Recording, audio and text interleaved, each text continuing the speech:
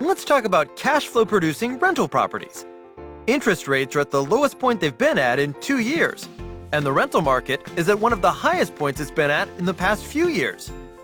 If you're worried about what's been going on in the volatile stock market lately, or if you're looking for a good way to diversify your investment portfolio, you want to consider investing in rental properties.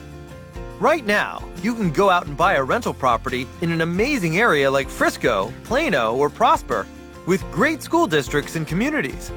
You're going to put 25% down with the bank, and you'll be able to finance the rest at a low interest rate. Each month, the rent you'll be charging your tenants is going to be paying your mortgage down, and your property should be appreciating.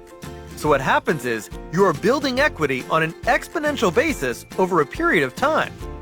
As the mortgage goes down and the value goes up, that equity spread from what you owe versus what you could sell it for increases greatly.